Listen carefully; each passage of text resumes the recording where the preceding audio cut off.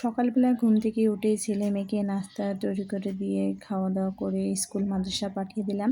তো এখন আমি ঘরের কাজ কিছু করতে না করতে মেয়ে হঠাৎ করে স্কুল থেকে কল দিল যে ওর স্কুলে যেতে হবে, কারণ আজকে ছিল অভিভাবক দিবস, বাধ্যতামূলক যেতেই হবে। তো মেয়ে মনে করছিল যে না গেলেই হবে আম্মুকে, এই জন্য আমাকে বলে নাই, কিন্তু স্কুলে গিয়ে দেখে যে না বাধ্যতামূলক।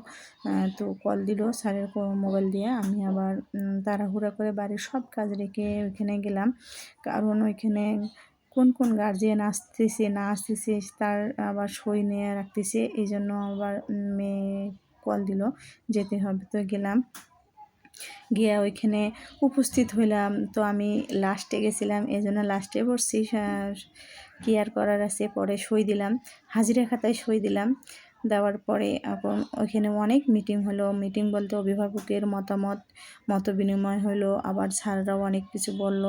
তো সব কিছু শোনার পর তখন আর ওইখান থেকে বের হব, কিন্তু বের হতে দিচ্ছে না, কারণ পুরো সময়টা এখানে থাকতে হবে। আর এদিকে আমার মেয়ের বন্ধু বান্ধবীরা আগে আমাকে অনেক ভালোবাসতো, কিন্তু তার চেয়ে এখন আরও অনেক ভালোবাসতেছে, কারণ ওরা সব সময় আমার লাইভে আসে, আমার ভিডিও দেখে, পোস্ট দেখে।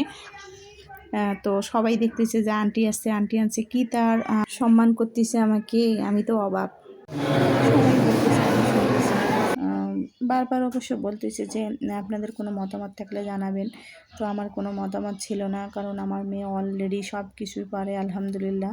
সবাই দোয়া করবেন আমার মেয়েটার জন্য, আমি যেন ওকে মানুষের মতো মানুষ করে তুলতে পারি আল্লাহর রহমতে।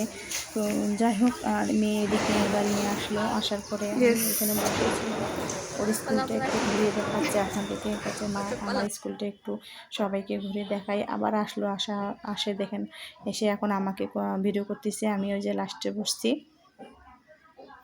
কি করব, লাস্টে গেছি তো লাস্টে তো বসতেই হবে।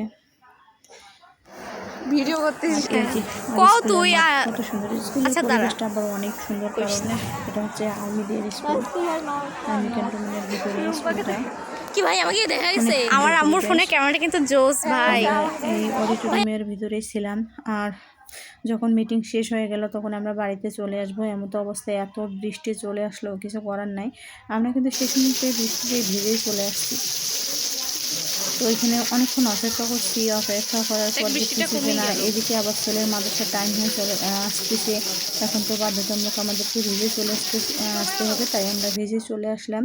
তো বন্ধুরা, ভিডিওটা বড় করলাম না, সেদিন বলছিলাম যে বাকি ভিডিওটা আমি পরে দেখাবো, যে আমি স্কুলে কেন গেলাম হঠাৎ করে। তো বাকি ভিডিওটা আপনাদেরকে দিয়ে দিলাম, যদি ভালো লেগে থাকে লাইক কমেন্ট শেয়ার করবেন, আর ইউটিউব থেকে দেখলে সাবস্ক্রাইব করে পাশে থাকার চেষ্টা করবেন।